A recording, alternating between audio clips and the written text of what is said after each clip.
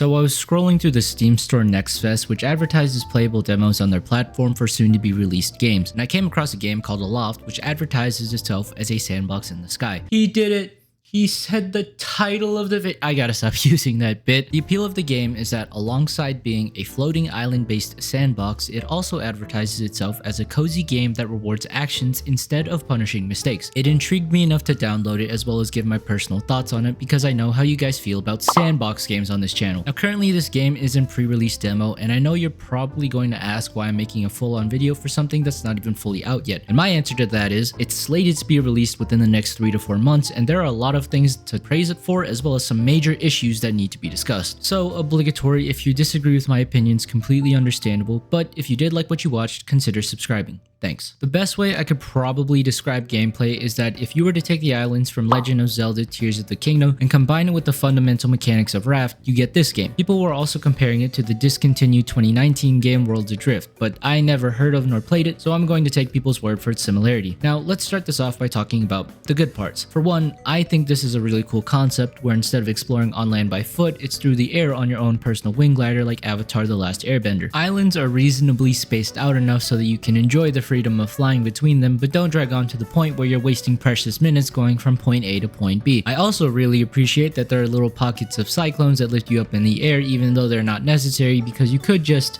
go up. Almost every new island that you explore, you're rewarded either with a new crafting recipe or a brand new resource that you haven't discovered yet, which entices you to keep going because there's always something new to find. There are also enemies that inhabit some islands called the Corruption that you need to defeat to get the island's recipe, which is a nice challenge, albeit a bit trivial, but does mix up the gameplay just fine. My favorite part though is being able to fly your own island, and this is where the raft comparisons come in. Just like that game or the airship mod from Minecraft is that too old of a reference, your own base is a constantly moving fortress. You're able to place a bed on any reasonably sized island that can be moved through craftable items, in which the game will declare this island as your home base, and you will respawn on that island when you die even if you happen to move it around. From there, you can basically build whatever you want on it and begin piloting once you unlock a few key items, which are the helm, vertical and horizontal sails, and the rudders. Piloting the island is surprisingly polished and has a very simple and straightforward UI. Mechanically, it's very fluid and actually has its own physics that are easy to pick up on, such as needing to slow down a good distance away so you don't run into other islands, or that the island size will determine how many sails and rudders you need to properly pilot it. The balance between exploration, resource collection, and building is pretty good, along with an interesting mechanic called ecosystem vitality that makes you conscious of how much you collect on any given island. Should you screw over an ecosystem by over-harvesting, it will prevent you from collecting the island's unique resources apart from wood and stone, and some of them will prevent you from accessing certain parts entirely. Admittedly, it is very fun and very convenient parking your own island next to an unexplored one, gathering its resources, and then dipping. It's like we're air pirates, minus the inconvenience of other people trying to rob and kill us. The core basics of the game is very standard since it's a sandbox and doesn't necessarily move the needle in its genre, but I don't think it needs to. The original concept and execution is unique enough that just through the pitch alone could get people in the door. I mean, look what I did. Now with all the fun features of this game I mentioned, you'd think I wouldn't have anything bad to say about it, right?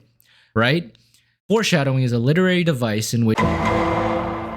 First off, let me get the biggest issue out of the way. This game is horribly unoptimized. For reference, I have a Ryzen 5 5600X and a 2070 Super, and I didn't get more than 70 FPS while recording. You probably can't tell because I record on a lower frame rate, but the game only smooths out when you're flying in the air or after you decimated your own island's ecosystem. Even after turning down all my settings to low, my world still only maxed out at 75 FPS with VSync turned off. So unless they're using my computer as a background Bitcoin miner, I have no idea where all my frames are going unless the devs decided to pre-render the entire world as soon as you spawn in, which doesn't make any sense. Most of the game is literally just a blurry backdrop of clouds, so why wouldn't you just have them be procedurally generated as you get closer to an island? The second major complaint about this game is how unfriendly everything is to beginners. Let me start with the user interface because it is a giant mess. There's two different menus you have to navigate, one for building and one for your inventory. The building menu is fine, but the inventory menu is so egregiously cluttered. There's 6 tabs on the top and 5 on the side, making for a total mess of 11 tabs you have to navigate through, with some some of them not even being implemented yet. The tabs on the left represent the stuff you've collected, and what enters it is automatically placed into a certain category. But the problem is that it overcomplicates things because it's easier to see every item you have all at once and more convenient in the long run to have your own custom organization. Those who've played multiple Sandbox games know that satisfying feeling of spending several in-game days sorting out the clutter that you collected over multiple play sessions and knowing the specific chests of what goes where from different activities. I have a feeling that when Astrolabe designed this, they thought the auto sorting would make it easier for the player, but honestly, I would have just preferred one giant inventory space instead of making me remember which tab my goddamn tools are in. The second half of how user unfriendly it is the ambiguity. Now, you're probably thinking that I'm complaining about the natural open-endedness of Sandbox games, but I'm literally talking about how little the game points you in any direction. The most frustrating part about playing is that it's not explicit about anything. To explain what I mean, let's briefly discuss two Sandbox games that give you at least some directive. Minecraft and this game's closest comparison, Raft. In Minecraft, the game tells you you're headed in the right direction through advancements from crafting or gathering resources. If you've never played Minecraft before, your very first instinct would most likely be to break the stuff around you, and eventually when you collect wood, you look at your advancements and know what to do next. Even if you happen to be lost and have never once engaged with the past 13 years of YouTube, the game gives you a book on crafting recipes that shows you what you can make even if you have no idea what to do next. And transitioning to Raft, when you spawn in, all you have is a plastic hook with only floating trash visible. So it makes it pretty clear that you advance by using the hook to collect the floating objects. Eventually, when you collect enough resources, you unlock the research table, which finally opens up the game exponentially. Best part is that it tells you what you need to collect, so you only have to focus on gathering and not manually figuring it out for yourself. Unfortunately, Aloft doesn't do that. The devs decided to do this weird thing where recipes are split, where on one hand you have to discover them yourself by throwing a bunch of items in the research table, and on the other hand you have to learn them on neighboring islands. While Raft does this concept too, recipes found on islands are mainly geared towards the story or a cosmetic, with the bare necessities for survival still being unlockable through the research table. Because you have to discover the recipes for yourself, it's very easy to feel like you're stuck because you don't know if what you're missing is something to find or something you have to make for yourself. Essentially, you're stuck in your own grandfather paradox where the game tells you to do something but not being able to even start the task because you don't know if you have the resources to do what the game is telling you. Resource collection is its own personal hell because they don't even tell you what's collectible or not. Obviously, you have trees and stone, but I was stuck wandering the beginning island for 15 minutes because I didn't know that growing tree saplings were harvestable for wood without an axe. This last problem is the overcommitment of coziness with no challenge. I know that it's their marketing slogan on Steam of reward over punishment, but there was no challenge or imminent threat that gave me a reason to keep playing. Status effects like getting wet with your glider didn't do anything, and the weather didn't pose a challenge other than being a nuisance I could just sleep off. Sure, there is the corruption, but from a few hours I played, it didn't spread to other islands or jeopardize the sky's ecosystem, so I had no reason to actually take it down other than I was bored and there was a recipe I hadn't unlocked yet. Now, not every game needs that imminent threat in order to be engaging, but if you don't have one, the viable alternative is to make it so that the player has multiple options and avenues to plan what they want to do next. Take Animal Crossing for example, where there is no inhibitor or natural threat, but you have the option to fish, customize your home, explore undiscovered islands, or donate stuff to the museum. In this game, the only thing you can really do is build up your island and fly to new ones to collect stuff which you don't have, which makes the gameplay loop repetitive really quickly. To wrap it all up, this game is not ready to be released. The idea to create a floating sandbox is a cool concept, but in its current state needs more. That's the best way I can summarize everything I've mentioned so far. To be frank, the game feels like a bunch of ideas taken from established sandbox games that they tried to imitate, but in practice put together doesn't really work that well. It's easy to see that recipe discovery comes from Animal Crossing, islands interspersed between spaces of nothing comes from Raft, and the quote-unquote corruption comes from Terraria. I have two suggestions for the game that I know probably won't be seen by Astrolabe, but I'll say them anyway that would vastly improve the experience. My first suggestion is to make resource collection and crafting more explicit. Making new stuff should be given to you after unlocking the research table, and the challenge should be put in collecting the resources, not in having to discover them for yourself. As for learning how to collect resources, you can utilize the tutorial to show what is harvestable and what's not, instead of telling him to go here and assume that we're smart enough to figure it out. My second suggestion is to add some sort of challenge. The game lacks engagement factors other than flight, and this could be easily solvable by making the corruption spread spread to other islands. The corruption is based on fungi, so you can make it so that the spores travel to other islands and take root there, in which you have to defeat the corruption and are given some sort of reward as to maintain your marketing slogan of reward over punishment. The player can also decide how fast they want the corruption to spread, which wouldn't affect the cozy feel of the game because now you set preferences and allow people who like more of a fast-paced style of gameplay to enjoy it too. The devs have a really cool idea on their hands and just need something to make it worth coming back for, and it would be such a shame to see this game fail when it's been hyped up for a whole year now. But hey,